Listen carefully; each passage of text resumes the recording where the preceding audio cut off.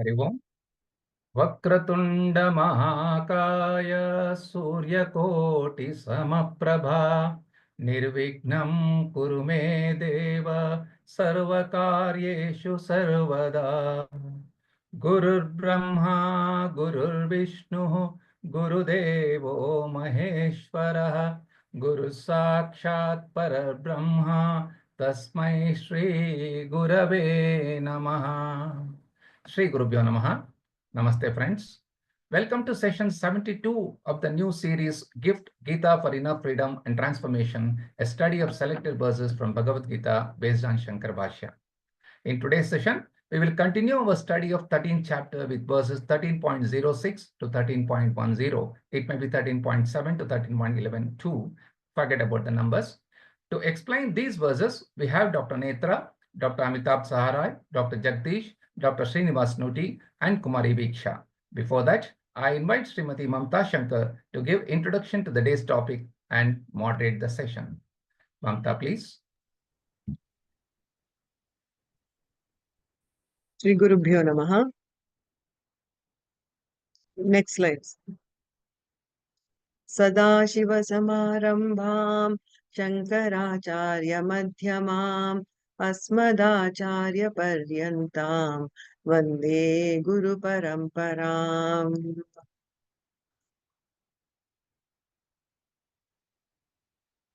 The Bhagavad Gita is divided into 3 shatkams or groups of 6 chapters.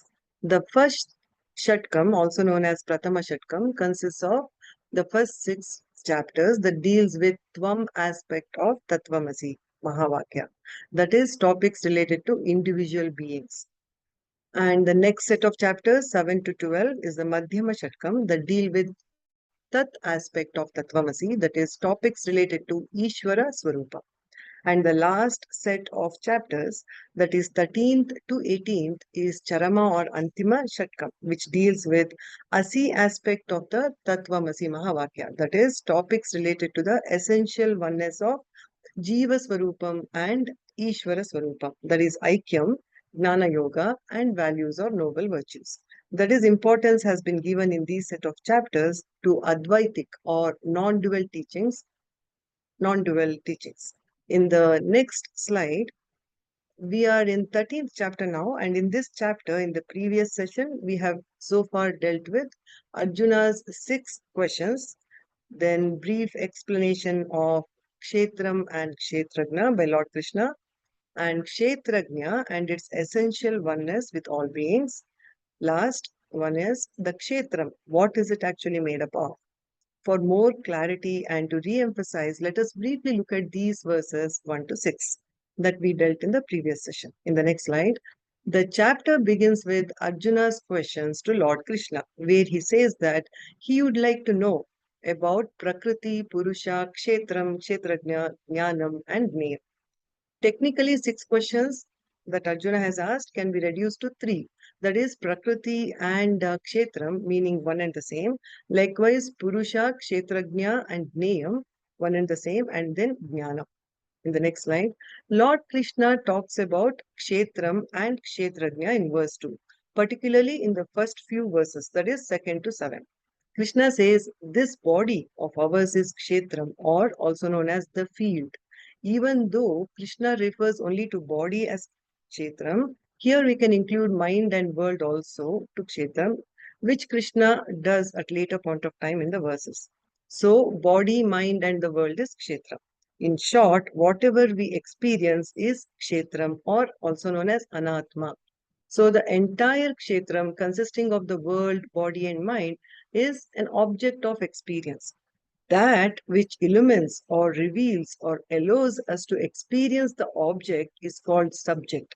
The enlivening principle, the experiencer, the consciousness principle, and Krishna says great jnanis or wise people who are aware of this refer to it as kshetrajna or atma. In the next slide, most of us, due to ignorance, are deluded and deeply identify with body-mind complex as jiva and perceive that I am this mortal jiva. So first distinction has to be made between atma and anatma, that is kshetra and kshetrajna. What we can gather from Krishna's response on kshetram and kshetrajna is, first thing is understanding that every individual being is a mixture of the visible body, that is anatma, and invisible consciousness principle, that is atma. Example to understand it further is fan. It has a visible part, which is the fan itself, and invisible part, which is electricity, without which the fan is not functional. Likewise, the consciousness principle, which is the reason behind this sentient body and mind. And gradually, we have to realize that consciousness principle or Atma is our true or essential nature. That is, in the next slide, at first we deeply identify with body, mind, and complex due to ignorance. Then Krishna, through kshetrajna distinction, makes us understand we are not what we thought we are. That is, we are not the body mind. We are the pure consciousness or the pure awareness. So this involves training the mind, which is part of nididhyasana. To say, I am consciousness principle and body is an incidental medium only through which I am transacting with the world. In the next slide, now he extends the understanding of kshetrajna, that is consciousness principle, in verse 3.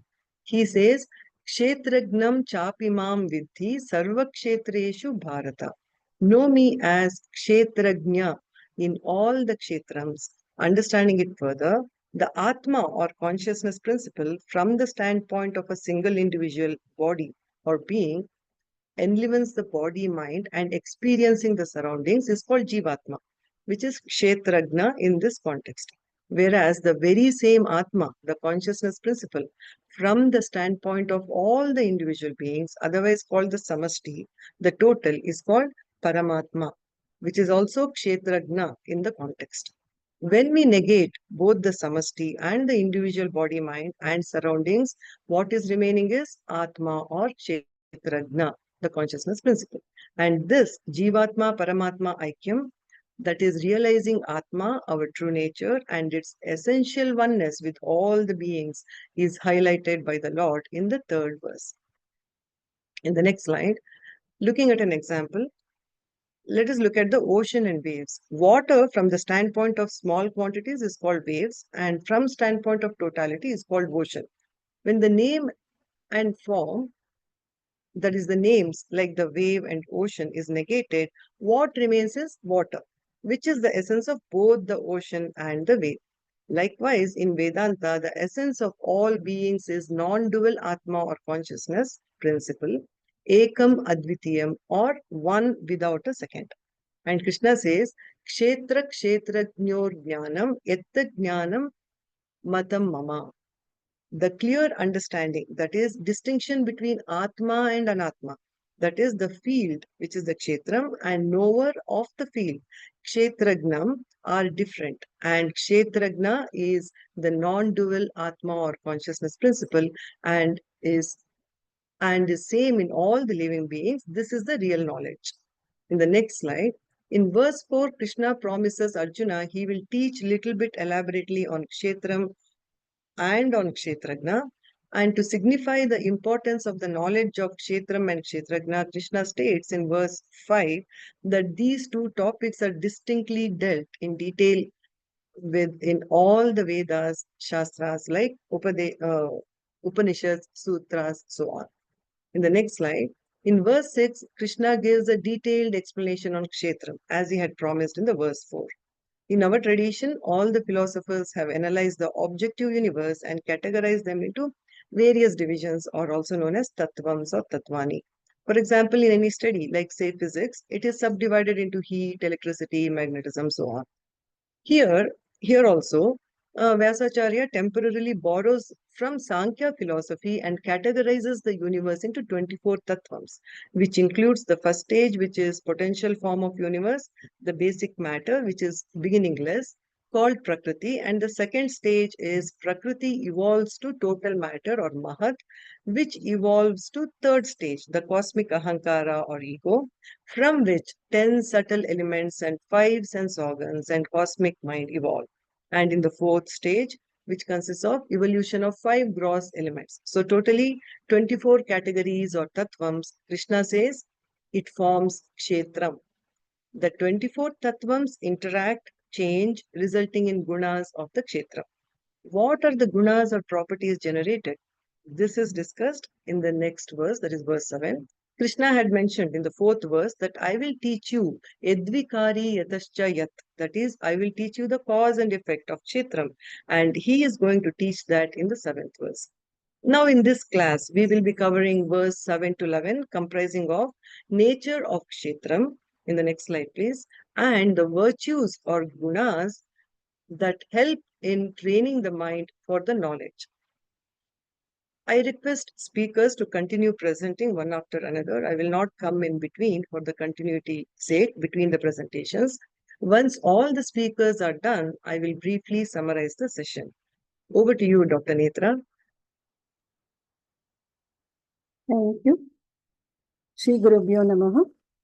The verse 13.7 goes as Ichcha dvesha sukham dukkham sangataschetana drutihi etat kshetram samasena savikaram vidarutam.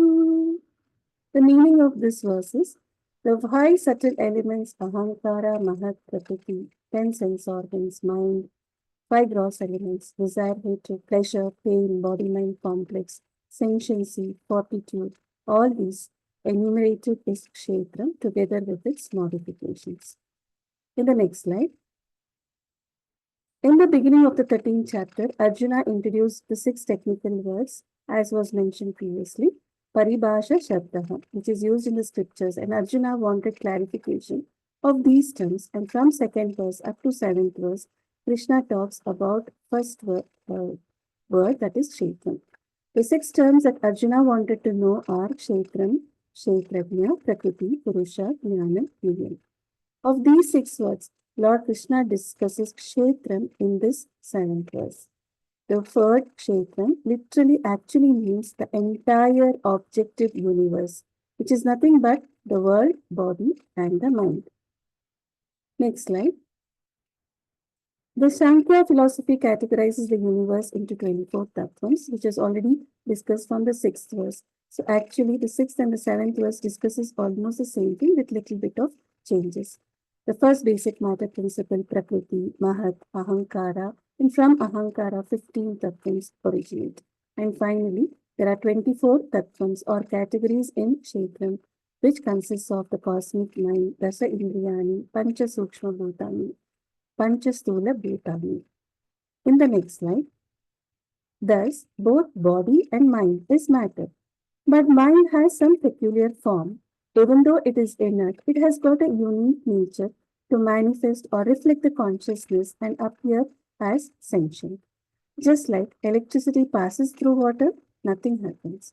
But when electricity passes through a bulb filament, it is able to become bright, glow because of the tungsten filament. Why water does not glow, but the bulb glows? Because it is their nature.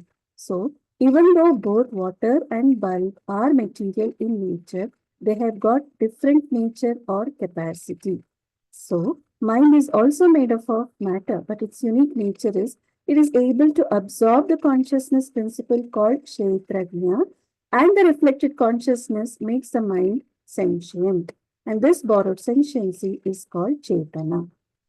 In the next slide, another example is the reflected light of the sun on a mirror. The mirror by itself is non-luminous and does not have light of its own, but with borrowed sunlight, mirror itself becomes luminous and bright. So this is not intrinsic luminosity, but it is borrowed, whereas the light of the sun is intrinsic. So mind is like the mirror and borrowed consciousness is like the reflected sun. And in Vedanta, this is called Chitabhasa or Chit Pratibimba or Pratibimba Chaitanyam.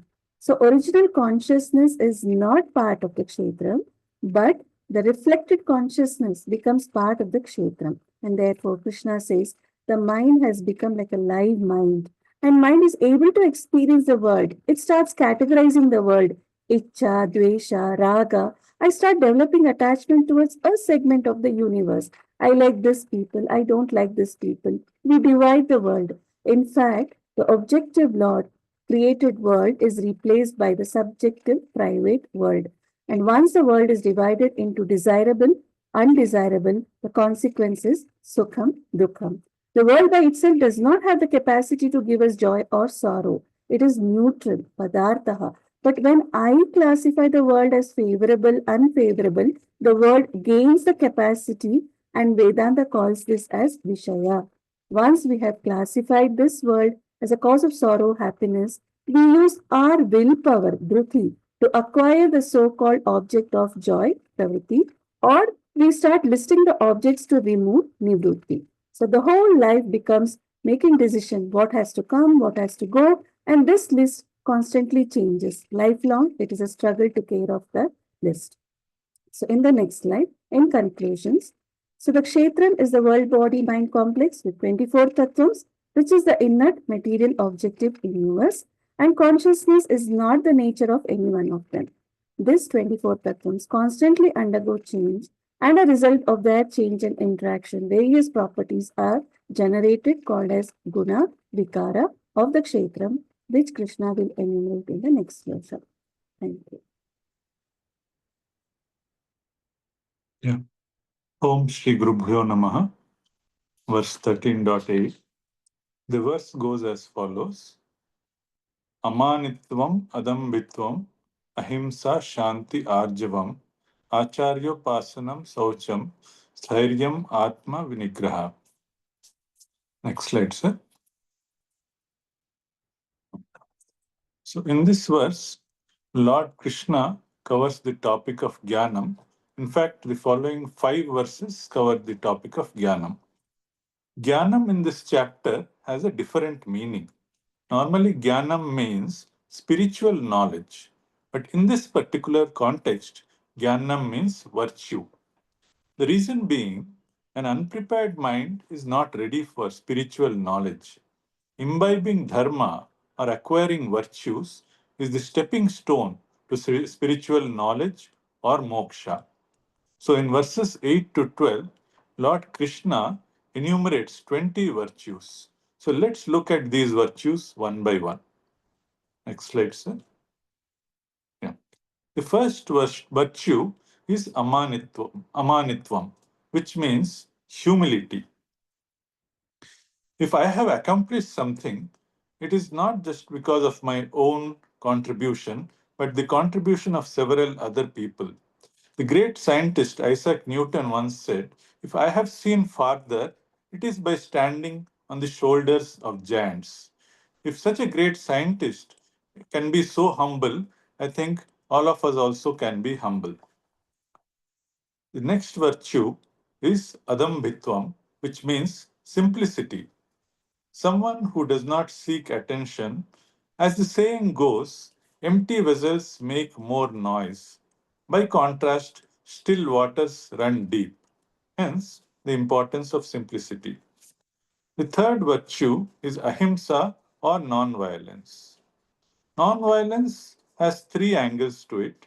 The first is physical, which is not hurting anyone physically. The next is mentally, not inflicting any wound on anybody, mental torture or mental infliction of wound to anybody. And the third is not to verbally abuse anybody. So the guiding principle behind non-violence is do unto others what you would have done unto you. If we don't want anyone to hurt us, we might as well practice the same with others. Next slide, sir. Yeah. The next virtue is Shanti, also known as Titiksha, which refers to acceptance of a choiceless situation in life. If we do not have control over the situation, we have to change our attitude in such a way that we can accept the situation. This is called Titiksha. Acceptance should be done in a healthy way and not out of bitterness or compulsion. The next virtue is Arjavam, which means alignment. Alignment of threefold personality, Kaika, Vachika, and Manasa, or physical, verbal, and mental. If all 3 are in alignment, then our thought, word, and deed are in alignment, and the person is said to be an integrated person a harmonized person or a healthy person. The next virtue is acharyopasanam, which means reverence to the teacher or guru. When we worship our acharya, we are in fact worshipping the knowledge of the scriptures that acharya represents and hence can absorb the knowledge much better. Next slide, sir. The next virtue is sauchyam or purity. Purity is at three different levels: physical, verbal, and at a thought level. Physical purity refers to cleanliness of our surroundings, keeping our clothes clean and keeping our body clean. Verbal purity refers to using a healthy vocabulary, and mental cleanliness is at a thought level, cultivating a healthy mind. The next virtue is sthiryam or willpower. When we start any pursuit, obstacles are bound to be there. Only those having willpower can accomplish the mission by overcoming the obstacles, and hence the importance of willpower in everything that we do. So, for this verse, this last virtue is Atma Vinigraha, which means self mastery. Self mastery over our body, mastery over our mind, mastery over our tongue, mastery over our emotions. So this brings us to the end of the verse 13.8. However, the remaining virtues will continue in the next verse. Hari Om, Om Shri Gurubhyo Namaha.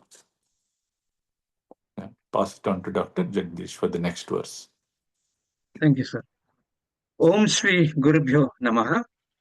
In the innumerable satsangs that we participate, no matter how inspiring or fantastic a philosophy sounds, it is still mere information unless it converts to conviction in the intellect of the reflective student. In other words, are we looking for material enhancement or is it the spiritual wealth that we are looking for? That remains the basic question. Now, when we go to this sloka 3, as the slide shows, know me as the knower in all the fields. Kshetrajnam chapima vidhi sarva kshetreshu bharata. That says it all, because after listing out the 24 aspects of the kshetra previously by Dr. Roy, including the many indriyas, Krishna describes 20 qualities for enriching the values, 9 of which was covered in the previous sloka, like adambitvam, amanitvam, ahimsa, and so on. So, now in the present verse, slide sir, the present verse, we go into 3 added values. They are non-attachment, absence of egotism, thirdly, perception of evil in birth, death, pain, and sickness. Let's elaborate the shloka. Next slide, sir. Indriyarteshu vairagyam anahankara evacha janma mrityu jara vyadhi dukkha dosha anudarshanam. Slide, sir. Next slide. So, if you go to the meaning, Indriyartheshu vairagya, sense organs dispassion, anahankara, absence of the ego, and janma, mrityu, jara, vyadi, dukkha, the evils of birth, death, old age, disease, sorrows, anudarshanam, see it in the right perception. That's what Krishna is telling us. Right, sir? See, we all go through a physical evolution. There is janma, mrityu, jara, vyadi. The pictures say it all. But what we need is a mental evolution from karma yoga to dhyana yoga, graduate on to upasana yoga, go on to bhakti yoga, a higher level, and finally, hopefully, reach the gnana yoga. Now, what we need to remember is that we need to internalize the statement Brahmya Satya Jagan Mithya Jivo Brahmai Naparaha. Now, if you go to this bulb example, which was previously told by Dr. Netravati, the light in the bulb is like the body and complex, which is enlightened, but the circuit is the Paramatman and also the generator. The wires through which the electricity flows is the circuit, and Paramatman is the ultimate, the generator station. So we should remember this and realize when we go to the first phrase, Indriyasteshu Vairagyam, it's only a nigraha. The Vairagyam is only a dispassion. It's not sacrifice. It's only a sense of viveka. And it's not shackles. And neither should be a mental mithyachari. You should be mentally equally honest. The word anahankara refers to the false ego. Next slide, sir. Now, when we talk about anahankara saying the false ego, then what is the true ego? Identity is very essential and it is even correct. That's why the statement aham brahmasmi. But however, though the statement is genuine, if it harbors in the heart of Ravana with 10 heads, with all the power, saying I am, it is a false ego. But when the same thing is uttered by the pious Swami Vivekananda, it is not the false ego, but it's the correct statement for aham brahmasmi. Now, what we need to do is compare these two as the Daiva Sampat and the Asura Sampat in them. The Anahankara, next slide, sir. The Anahankara now would be at 3 levels, which had been referred by Dr. Roy previously.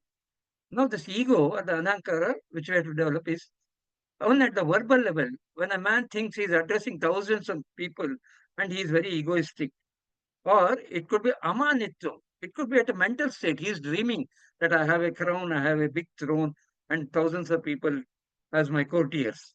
Or finally, it could be at the kaika level, adambitvam. That is when he truly adorns a dozen golden rings on his fingers, the crown on his head, and a capuchined elephant and a horse, and so on. Now, what we have to realize here is that we should be reminded of the statement from Kaivalya Upanishad, which says, Mayeva Sakalam Jatam, Mayi Sarva Pratishtitam. And that is the correct approach. Now, coming to the Bhashyam by Swami Paramatmananda, he goes for a very threadbare dissection of these simple phrases by telling that Vairagya is detachment and not hatred. And further, in the last line of the shloka, he directs us about the dosha darshanam. Nothing is to be rejected. Yes, they may not be the sadhyas, but they are definitely tools or sadhanas. The sadhana bhava itself is vairagyam. Next slide, sir. Now we come to the word dukkha, which is referred in the second line at the end. There are many inlets for dukkha because there's a manufacturing and an expiry date for everything in this world. When we are crouched in the womb or in the ICU with drips and tubes, or crippling age with arthritis, or a disease like cancer, it is a set of emojis, all sad, all along the line. So the treatment for this is, slide, sir. What is the treatment? The treatment is only spiritual thoughts. In the eureka moment, like Archimedes found, is when we find the solution, which is Nitya Anitya Vastu Viveka. Slide, sir. Swami Chinmayananda, next slide, sir. Swami Chinmayananda sums it up as a take-home message. Do not pledge a lifetime for physical cravings. It's a travesty of truth and duty. In fact, the next sloka, Krishna even advises the non-identification of self, son, and even wife. Yes, they may be just metaphors uttered by Krishna, but it drives home the chain of relationships. Thank you, sir.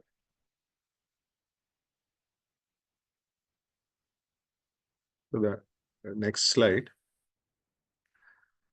Asaktiranabhishvangaha putradharagruhadishu nityancha samachittatvam So let us see the meaning of the first line. Asaktihi anabhishvangaha. Asaktir anabhishvangaha can be split into asaktihi. Visarga is becoming rakaram here. So asaktihi anabhishvangaha. That's how it is split. Asakti means anasakti, not having interest in any worldly things. Anabhishvangaha, again similar word with a similar or same meaning, but the meaning is more emphasized. Anabhishvangaha means being without attachment. That means we generally identify with our children. So if our children are happy, then we are happy. If our children are unhappy, we become unhappy. So this is what is meant by abhishwangaha, that is getting identified with them. Their happiness is mine, their unhappiness is mine. That doesn't mean we should be unsensitive to their difficulties.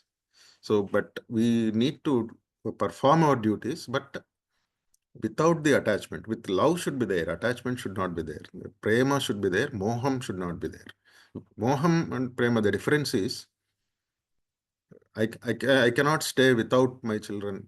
So, or I want to stay in this house. I can't. Generally, we listen this kind of words. In old age, people don't want to move from their home, even though it is necessary.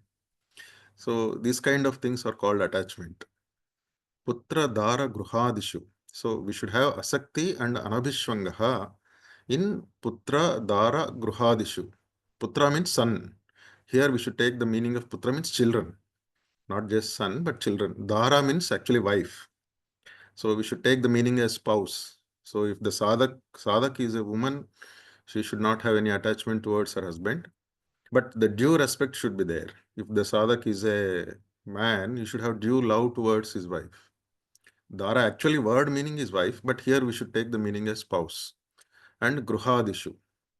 Gruha again means home and any other material possession. Adishu means any other material possession. So nowadays I think Dara or spousal attachment has become minimal, I think. Not much of spousal attachment, but children attachment is there. Property and material attachment has become too much. And attachment to the self body has been too much. That is what we see. The physical the care being taken by the people on the physical body, on their own self. This was not there at least one generation earlier. Earlier, our elders used to worry about their children. They were not eating much, but they used to save all their money and all their hard work used to be for their progeny. But nowadays, I think this kind of words needs to be reoriented. So we can see in the general public that there is a lot of care to the body, not to the self, but to the physical body. Attachment has grown more than the putra, dara, and will spend any amount of money for the sake of a good looks and appearance and physical appearance. Anyway, so asaktihi anavishwangaha means without being attached for putra, dara, gruha, adishu. Means in all these material possessions, one should be without attachment. Again, here we should see we are asked to be without attachment. That doesn't mean we should underperform in our duties. Although one is not attached, one should perform his duty. Say, for example, a sadhak should have due care towards his spouse, towards his children, and towards his job. And he should perform his duties with utmost care. This is the difference between a sadhak as well as or a jnani or a sadhak and a non-spiritual oriented person. So we commonly listen people telling nothing is unimportant to me and or I am a workaholic. The difference is a sadhak also should work in the same efficiency. Just because one is not interested doesn't mean he should underperform, or rather he should perform in a much higher level. His comparison is not to his neighbors, but to higher spiritual seekers, like how Swamiji's wake up early morning, Swami Chinmayananda used to work for 15 to 16 hours a day, knowing that all this is unimportant. The difference is this: the performance should be at the maximum level with his own capacity, under his capacity, at whatever one can perform. In that level, the performance should be the maximum. So what one cannot perform, we can't ask him to perform more than that. So at a person's level, do your best. Again, that doesn't mean you take up a job which you cannot do and say, I have performed better. We have to choose the job which, say, for example, in neurosurgery, if a surgeon cannot operate a certain case, so you should not take up that case. So he cannot say, I take up the case and then I have performed to my best level. So, any surgeon will know better what he can operate and he cannot operate. So he knows very well. So he should choose only that particular case and then perform in the better way, knowing that all this is unimportant, all this is anityam. We should keep this in mind, and the responsibilities have to be discharged to the maximum level, being aware that all this is anityam. We should keep that in mind, but still perform with maximum performance levels. So that is what is meant by asaktihi and anavishvangaha. Next slide, sir. Nityam cha, always this asaktihi and anavishvangaha should be always. And also samachittatvam. Samachittatvam means the chittam should be in equanimous state. So mind, we can call it mind or intellect or chittam. So all these mental level should be in a state of equanimity. Ishta nistopapattishu. Ishta anishta. What comes to you. Upapattishu means having obtained. We might get something which we like or something which we don't like. So Ishta nistopapattishu samachittatvam nityancha. So whatever we get, whether we like it or we don't like it, we should maintain a state of equanimity always. Nityancha. Cha means and. It's only added here for the sake of completion of the verse. So always we should maintain this equanimous state. So one of the key messages of this verse and Bhagavad Gita is, given any job, what you have to do, you do it even if you don't like. And what you should not do, one should not do even if he likes. So this is one of the key messages. And so these are essential for jnanam. Jnanam again means, in this verse, jnanam generally means spiritual knowledge, and vijnanam means worldly knowledge. That's the general message in Bhagavad Gita.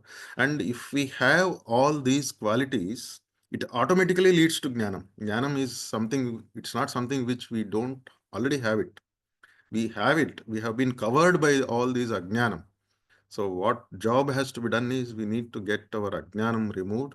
And this can happen only with the grace of the Lord rather than our efficiency. How much punyam we can do so as to obtain Lord? How much virtues it is possible for us to get?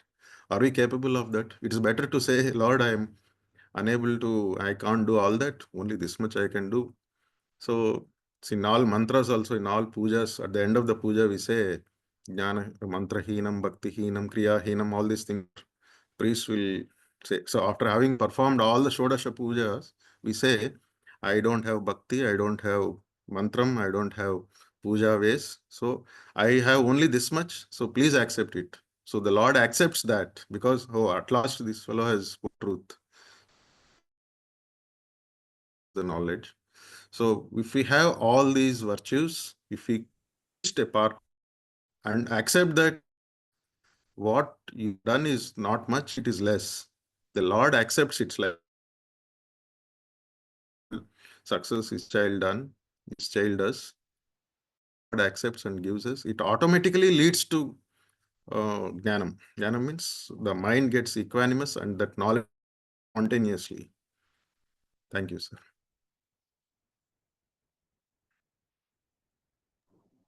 Shri Gurubhyo Namaha. The 11th verse goes as, Mai chananya yogena bhaktir avyabhicharini vivikta desha sevitvam aratir jana sansadi. Next slide, sir. In this chapter, Shri Krishna introduces two terms, kshetra and kshetrajna. In simple terms, the field may be considered the body and the Atma as the knower of the field. However, the field is actually much more than just the physical body.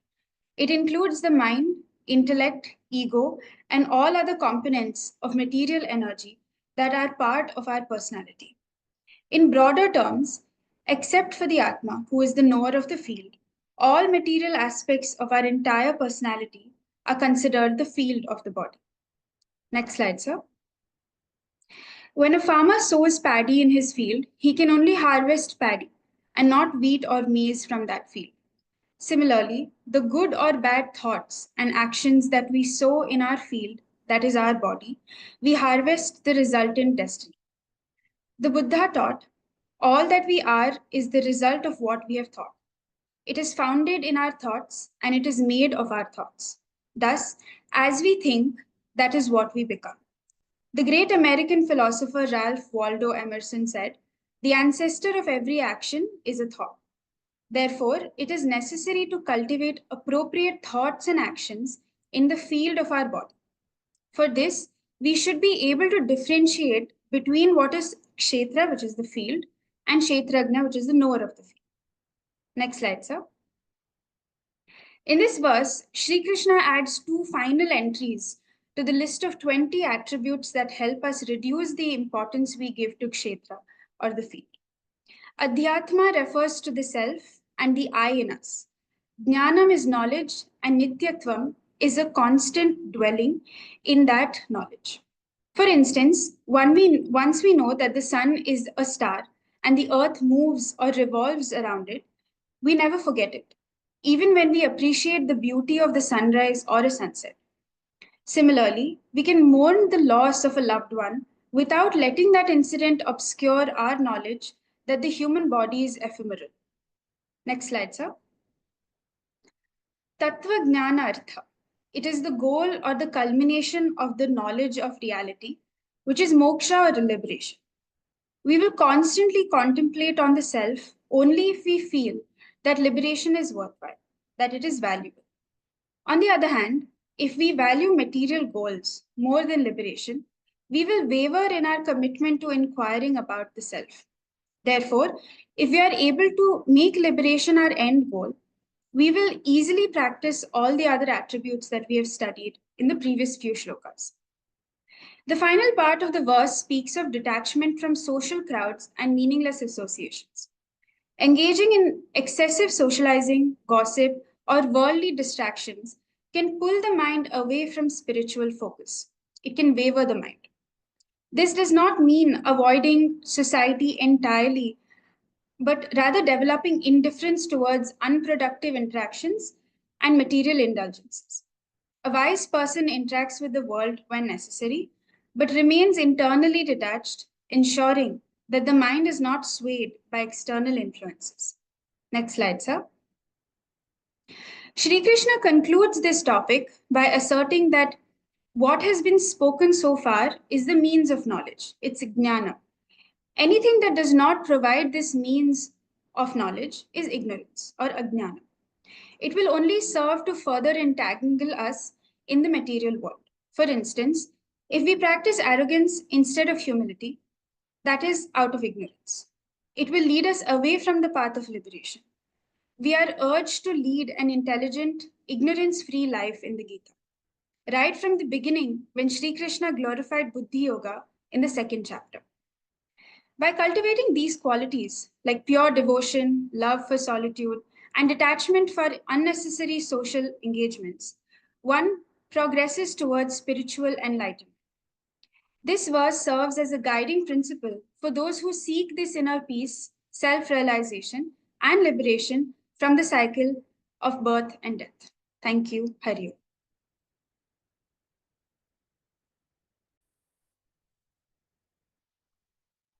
Thank you very much, Dr. Netra, Amitabh, Dr. Jagdish, Dr. Srinivas, and Viksha for your wonderful presentations and a concise and clear explanations on how gunas or vikaras are born out of 24 tattvams and interact with each other. Also on how the virtues play a significant role in the fruitful practice of Jnana Yoga for self-knowledge. In the next slide, I'll just re-emphasize these verses we just heard. Body-mind complex, as we all heard or learned so far, is kshetram. Just like mirror reflects the sun and acts as reflecting medium, similarly, mind being subtle, its nature is to reflect the consciousness, that is original consciousness. It is called reflected consciousness or chidabhasa. Reflected consciousness is due to a reflecting medium, which is mind here. Since reflected medium is kshetram, reflected consciousness also is part of kshetram. Mind is sentient due to reflected consciousness, and mind being subtle can experience the world. Once you do this, mind starts categorizing in the form of raga, dvesha, which leads to happiness or sorrow. And Ragadvesha also leads to use of our willpower to accomplish the desires. So these, that is body-mind complex, reflected consciousness, Ragadvesha, Dhriti or willpower, all these come under kshetra vikaras or gunas, that is the cause and associated effect, which are born out of 24 tattvas. With this, Krishna concludes discussion about kshetram and little elaboration on kshetrajna. In the next slide, to reduce the effect of the gunas associated with kshetram, Krishna elaborates on gnanam, a prerequisite to progress in the spiritual path. Krishna provides teaching on gnanam in verses 8 to 12. As we have heard in detail about these from our speakers, gnanam in this context means all the virtues acquired by a person, in other words, a spiritual seeker's sadguna or dharma that aids in the self-knowledge. In the next slide, Krishna lists 20 virtues to practice. In the verses, that is 8 to 12, all these virtues prepare or train our mind for receiving the spiritual knowledge. Krishna highlights 18 of 20 virtues in these verses, which we have heard, that is 8 to 11. I'll name a few of them. Amanitvam, to develop humility at the thought level, and adambitvam, not to seek attention at physical level, anahankara, absence of arrogance at the verbal level, and atma vinigraha, that is self-restraint, dispassion for sense objects, mental detachment, dhamma and samaha respectively, practicing equanimity, which is the essence of karma yoga. And Lord Krishna emphasizes the importance of bhakti as a very important virtue, where we are convinced that God alone can give us security, purnatvam, fulfillment, that unflinching bhakti, avyabhicharini bhakti to God, could be saguna or nirguna form. In the next slide, Swamiji says, these virtues are Vedantic friendly virtues and they aid us in the spiritual practice. They help us to purify the mind to gain the required fourfold qualifications to practice Jnana Yoga, which is Shravana, Manana, Nididhyasana, under a competent guru, to realize the ultimate truth, that is self-knowledge, and stay with that knowledge for Purnatvam, fulfillment and security. Two more virtues will be dealt with in the verse 11, which will be part of our next session. In the last slide, as I end my talk, let us remember the 5 capsules of consciousness principle or kshetrajna in this context as told by Swamiji. 1. I, the individual being, am the nature of eternal and all-pervading consciousness or kshetrajna. Second, I am the only source of permanent peace, security, and happiness. Then the third one, by my presence, I give life to the material body, and through the material body, experience the material universe. The next one, I am never affected by any event that happens in the material world or in the material body-mind complex. And the last one, the fifth one, by forgetting my real nature, I convert life into a samsara, and by remembering my real nature, I convert life into a blessing. Thank you. Shri Guru Pyo Namaha.